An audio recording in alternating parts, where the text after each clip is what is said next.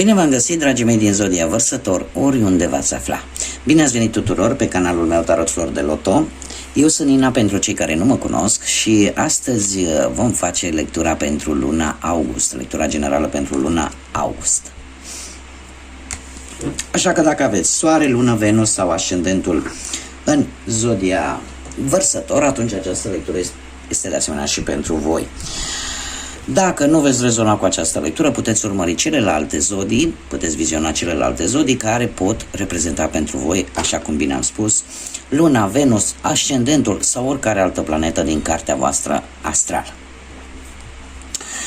De asemenea, trebuie să mulțumesc tuturor celor care au dat like, care au lăsat cât un comentariu și care, sau poate celor care sunteți noi pe acest canal și care poate v-ați și abonat. Tuturor mii de mulțumiri și zic să trecem la treabă și să vedem ce ne aduce fiecare săptămână din august pentru dragii mei din Vărsător. Haideți să vedem. Să vedem prima săptămână din august. Au vrut să iasă două, deci vom pune așa. Prima săptămână, a doua săptămână. Haideți să mai vedem ce mai avem pe aici. A treia săptămână. Și a patra săptămână. Un pic să dăm un pic de apă.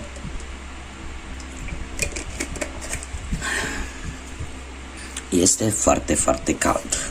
Și dacă auziți un zgomot pe fundal, este ventilatorul fără de care și chiar cu el de multe ori nu faci față cu căldura. Haideți să vedem. Prima săptămână avem cartea Scaunul și cineva așezat. Se pare că este cineva nou care va intra în viața ta, cineva pe care se pare că nu îl cunoști sau nu o cunoști în acest moment, care va ocupa probabil un loc gol în viața ta, un loc pe care probabil a lăsat altcineva înainte. Așa că începutul lui august vine cu o noutate, cu o persoană nouă care intră cumva în viața voastră.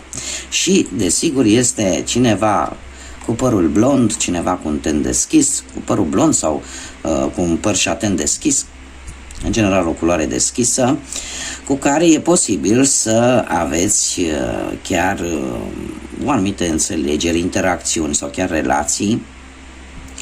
Poate să fie cineva chiar și cărunt sau chiar cu părul alb. În tot cazul este cineva cu, ca și aspect fizic, cum am mai spus, ori tenul alb sau părul de o nuanță foarte deschisă la culoare, sau mai poate să fie și cineva cu posibil ochii schimbători, verzi sau albaștri, ar mai fi un amănunt. În a doua săptămână, în a treia săptămână, un câine care latră. E o avertizare din partea unui prieten. E posibil ori un prieten să vă avertizeze în legătură cu ceva anume, ori voi să primiți informația despre ceva ce un prieten spune despre voi. Da? Luăm ambele variante. Și ultima săptămână din august avem un scaun gol. Foarte interesant, cineva care pleacă din viața ta. Pentru că la începutul lui august avem pe cineva care ocupă un loc gol, iar la sfârșitul lui august avem pe cineva care totuși lasă un scaun gol, lasă un loc gol. Poate să fie chiar acest prieten. Da? Nu e neapărat nevoie să vorbim de aceeași persoană care a ocupat deja un loc în viața voastră. Da? Poate să fie acest prieten care va părăsi locul pe care îl ocupa în viața voastră. Haideți să vedem și un mesaj din partea acestui oracol al Cavalerilor de Dragon. Să vedem ce mesaj are pentru dragii mei din Vărsător în luna lui august. Un mesaj pentru Vărsător, te rog.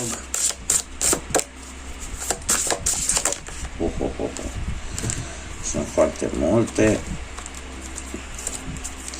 Mai încercăm. Ia să vedem, poate reușim. Un mesaj pentru vărsătoarele noastre. Nu, tot multe ies. Nu, s-a întors una, o avem chiar pe Venus cu Diom Chanain. Avem pe zeița Venus aici și dragonul Diom Chanain și numărul 16. Poate vă spune ceva. Se pare că frumusețea iubirii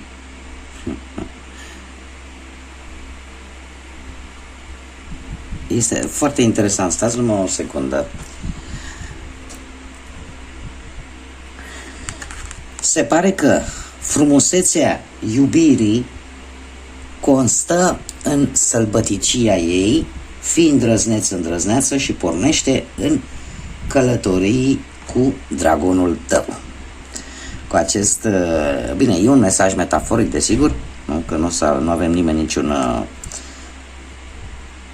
niciun dragon, nicio ființă supranaturală, dar ideea care este că de multe ori iubirea ne face să scoatem la suprafață lucruri care în mod normal poate nu le-am face.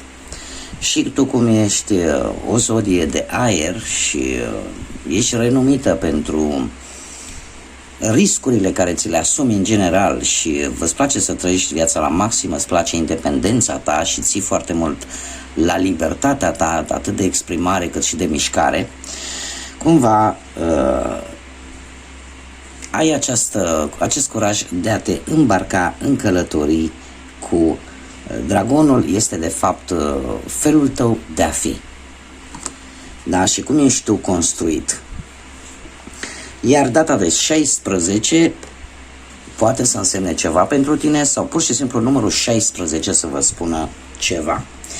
Acum, haideți să vedem ce ne spune și tarotul. Haideți să vedem ce mesaje, energii, sfaturi vin pentru zodia Vărsător în luna lui august, în funcție de cum simțiți, ce vă doriți și la ce vă gândiți sau cum gândiți.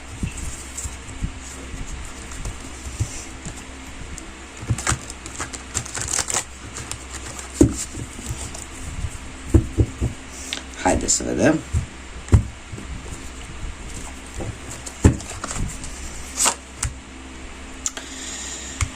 Și avem spânzuratul, 10 de monede, 6 de monede, 4 de cupe și cavalerul de bâte. Dragilor, cu spânzuratul aici, în situația actuală în care te afli în acest moment, se pare că ai suspendat anumite decizii sau pur și simplu sau le-ai întârziat. Cumva unii dintre voi fac un sacrificiu pentru ceva anume sau pentru cineva anume. Sunteți într-o stare poate de blocaj, de un autoblocaj de fapt, sau într-o stare de așteptare, pentru că poate unii dintre voi sunteți privați de libertatea de a alege, de liberul arbitru, sau poate nu depinde neapărat de voi sau de cineva un anumit aspect, o anumită situație. Cineva, oricum, pentru unii dintre voi, e ca și cum cineva ți-ar fi suprimat, ți-ar fi luat voința. Da? Și ești într-o perioadă destul de blocat, aș zice. Nu știu, poate dacă vorbim de viața profesională, e posibil ca sacrificiul tău să nu fie chiar atât de valorat pe cât te așteptai tu la locul de muncă, de exemplu. Sau poate că e posibil să aștepți să se schimbe ceva în viața ta profesională, dar mare grijă pentru că nu se precizează timpul. Nu știi dacă se va schimba într-adevăr ceva sau când se va schimba acel ceva. Da? Pe partea asta profesională. De asemenea, pe partea dragostei, pe partea iubirii, posibil ca pentru unii care sunteți într-o relație, relația voastră să fie un pic blocată, un pic ambiguă. De ce? Pentru că, nu știu, ori unul dintre voi se sacrifică mai mult renunțând la propria voință și în felul ăsta tot apar veniri și plecări. Da? În relație nu există o stabilitate din punctul ăsta de vedere. Sau, pentru cei care sunteți singuri, e un moment de blocaj în sensul că ceva nu vă lasă să căutați. Sau pur și simplu sunteți luați cu alte lucruri și nu mai sunteți atât de interesați sau nu mai aveți timpul necesar în care să căutați persoana aptă pentru voi, da? Pentru cei care sunteți burlaci sau burlăcițe. Mergem mai departe și pe partea muncii de-a lungul lunii lui august avem 10 de monede, care nu e rău. Un 10 de monede pe partea profesională ne vorbește de progres, de o creștere probabil de salariu sau unii dintre voi poate se pot muta într-un loc care îți va aduce îmbunătățiri destul de bune din punct de vedere material și unde poate poți obține un job mai bun decât cel pe care l-ai avut anterior. Cert este că nu trebuie să fii dezamăgită pentru că lucrurile vor evolua pozitiv din punctul ăsta de vedere profesional. Da? Mergem mai departe și pe partea banilor avem un 6 de monede, foarte interesant, un 6 de monede care, dacă nu ai avut până acum, vei avea. Dacă ai, poți să dai. Este un foarte bun moment de-a lungul lunii lui august de a cere probabil credit, nu știu dacă aveți în cap să cereți un credit la bancă, sunt mari șanse dacă să-l puteți obține sau sunt mari șanse pentru unii dintre voi să primiți ceva bani, dacă nu din pur noroc, atunci în urma muncii voastre. Este totuși o situație în care eu aș zice mai degrabă că vin nu neapărat din noroc, ci dintr-un ajutor. Dintr-un ajutor din partea cuiva sau, cum am mai spus, în urma muncii tale. Iar dacă ești într-o situație destul de dificilă în acest moment, se pare că lucrul ăsta încet se va stabiliza din punctul ăsta de vedere material. Vei primi banii care ai nevoie. Cum de asemenea aș mai zice că 6 de monede ne vorbește foarte mult de a da și a primi. Adică în același timp poți fi mâna care dă sau mâna care primește. Dacă voi la rândul vostru, de-a lungul vieții voastre, ați făcut un gest dezinteresat, un ajutor, ați ajutat pe cineva într-un mod dezinteresat, fără să aveți așteptări, e rândul vostru să primiți acest ajutor atât de dezinteresat și nu neapărat de la persoanele pe care voi le-ați ajutat, ci dimpotrivă de la persoane pe care poate nici nu vă așteptați să vă ajute din punctul ăsta de vedere material. Pe partea dragostei avem un 4 de cupe, un 4 de cupe care ne vorbește de cumva de a nu te culca pe ideea sau de a nu fi sigur pe ideea că în relație totul este foarte sigur și că dacă ești într-o relație stabilă de mai mulți ani, cumva nu mai trebuie să faci nimic. De ce? Pentru că 4 de cupe ne vorbește foarte mult de rutină și de faptul că trebuie să hrăniți relația și cumva, nu știu, poate ești tentat să te gândești poate doar la tine și să nu prea ții cont de ce își dorește poate celălalt. Da, avem Zodia Rac care patronează, ca să zic așa, această carte. Deci cumva trebuie să hrăniți relațiile pe care le aveți în pereche, pentru că odată instalată rutina, monotonia este cel mai mare dușman în relațiile care se vor sănătoase, care se vor pe termen lung. Pentru cei care sunteți singuri, ce aș putea să spun că ești într-un moment în această lună, vei fi într-un moment destul de îngândurată pentru a te elibera de ceva din trecutul tău, ceva care cumva nu a lăsat o amprentă destul de puternică asupra ta și pentru cei care sunteți singuri, unii dintre voi într-adevăr încă mai există sechele din trecutul vostru și la care trebuie să lucrați poate nu neapărat în a elimina, ci pur și simplu a le lăsa acolo în trecut unde trebuie să stea și să încercați să mergeți înainte și poate să construiți ceva mai bun, mai nou, ceva potrivit vouă. Mergem la sfatul cărților și avem un cavaler de bâte. Un cavaler de bâte care ne vorbește de acțiune, de energie, de a obține ceva în urma unui plan bine pus la punct. Se pare că e posibil unii dintre voi să aveți un rival destul de puternic, probabil dintr-o zodie de foc, berbec, leu, săgetător, și care cumva nu dă un pas înapoi, la fel ca și voi. Va fi așa eu aș zice să aveți un pic de grijă, pentru că în general focul și aerul, voi sunteți un semn de aer, aici avem un semn de foc. Ce se întâmplă? Se mărește focul și mai tare. Deci e posibil să existe mici altercații cu cineva poate dintr-o zodie de foc, cum am mai spus, și pentru a reuși ceva. Da? De aici poate să rezulte o schimbare interesantă, o schimbare, cum să zic eu, poate de job, poate de locuință, o situație care te va forța să faci această schimbare, care la urmă de tot se va dovedi o schimbare pozitivă și benefică pentru tine. Da? Aș zice chiar că, nu știu, dacă vorbim de viața de cuplu, pentru unii dintre voi, poate că este nevoie de un compromis din partea la amândorura. E nevoie de sinceritate și e posibil, nu știu, să intervină cineva mai tânăr decât voi, dar în sensul bun, în sensul de a ajuta relația.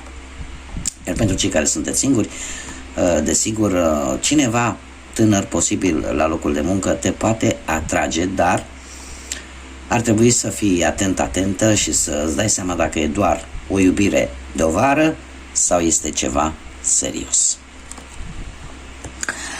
Mergem mai departe și haideți să vedem ce ne spune și acest oracol al florilor, ce mesaj are pentru voi, dragilor din Vărsător, în luna lui august. Îmi usucă gâtul foarte tare acest ventilatorul și aerul ăsta uscat. Bun. Avem orhideea care îți spune în felul următor: țintește înalt, pentru că meriți mai bine și ar trebui în această lună să te concentrezi pe acest lucru. Asta ce înseamnă că ar trebui să te focusezi poate pe lucruri care într-adevăr sunt importante pentru tine în această perioadă, în această lună august, și să-ți spui că meriți ce este mai bun și în felul ăsta concentrarea ta să fie strict pe ceea ce pe tine te interesează cu adevărat și ce are importanță pentru tine în această lună. Să te focusezi pe ceva anume, ceva important pentru tine. Haideți să vedem și ce numere angelice am pentru voi, dragilor. Nu, asta a vrut să cadă, asta a lunecat. Avem numărul 25. Și hai să mai scoatem unul, să ne vreau să mai scot un număr. Și numărul 18. Și avem așa. Numărul 25, asta ce înseamnă? Ori data de 5 august, 25 august, hai că le luăm pe rând, sau unii dintre voi care sunteți născuți poate într-o zi de 5 sau într-o zi de 25. De date care pot avea o anumită conotație importantă pentru voi. Ce ne spune această carte? Ne spune în felul următor: ai o mare capacitate de a asimila și de a interpreta informațiile, atât la nivel conștient, cum de asemenea și la nivel inconștient. Curiozitatea ta este infinită și dorința de a descoperi o varietate de teme îți va aduce o imensă cunoaștere a lumii. Și mai jos avem: sunt inteligent. Desigur, cum sunteți o zodie de aer, zodiile de aer se bazează foarte mult pe rațional, pe logică, da? Nu prea își pierd capul așa cu una cu două, lăsați, purtați de sentimente, de emoții, de lucruri care cumva sunt un pic în antiteză, da? Cu ceea ce este logic, ceea ce este rațional, cu ceea ce este, ce se vede, ca să zic așa. Dar, de asemenea, această capacitate de a asimila informații, curiozitatea de care dai dovadă, te va ajuta să descoperi mai multe lucruri care, de-a lungul lunii lui, sau poate chiar într-o zi de 5 sau de 25 aceste luni, te va ajuta să-ți dai seama de ceva anume, ceva important. Și mai avem numărul 18, care poate fi data de 9 august, mă scuzați. Însă cred că e cineva care e pe 9 iulie aici, născut. Deci, data de 9 august sau 18 august, care va avea ceva legătură, sau persoane născute într-o zi de 9 sau într-o zi de 18. Așa cum bine v-am spus, zodiile de apă și în special Vărsătorul este o zodie foarte independentă, care nu îi place să depindă de nimeni. Și avem aici un mesaj care spune așa, că ai mintea și inima deschisă către... Iar ambiția ta este să lași această lume într-o manieră mai bună, mai frumoasă de cum ai găsit-o. Da, pentru că în general cei care vor să schimbe radical ceva în lumea asta au fost din zodia Vărsător. Da? A fost așa o mică paranteză. Trebuie să te asiguri că obiectivele tale sunt aliniate și sunt în funcție de necesitățile colective, în așa fel încât să fie bine tuturor.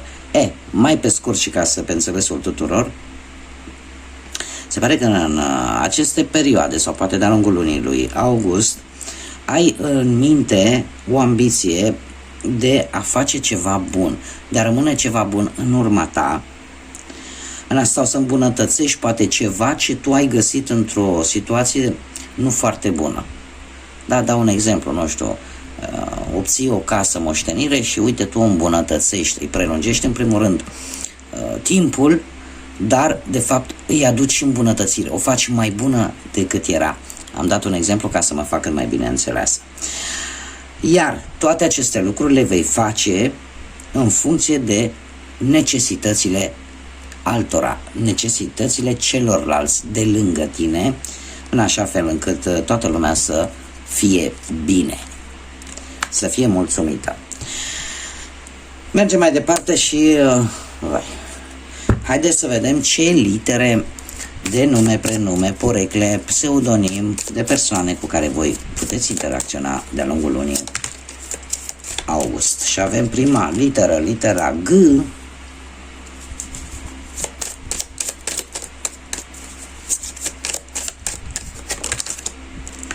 litera G, litera W, litera N,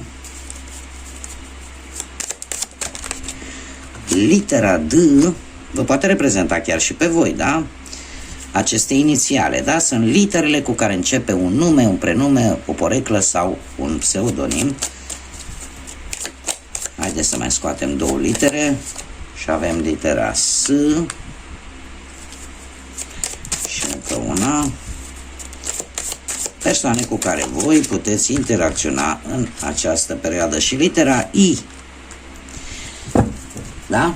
Bun, dragilor, aceasta a fost lectura pentru voi. Eu vă mulțumesc pentru atenția acordată. Răcoriți-vă mult pentru cei care traversăm această vară atât de toridă, dar în schimb primiți dragostea aia și căldura aia sufletească. Vă doresc numai bine pentru această lună august, numai vești bune, numai energie pozitivă, iar până data viitoare când ne vom revedea, să fiți iubiți, dragilor.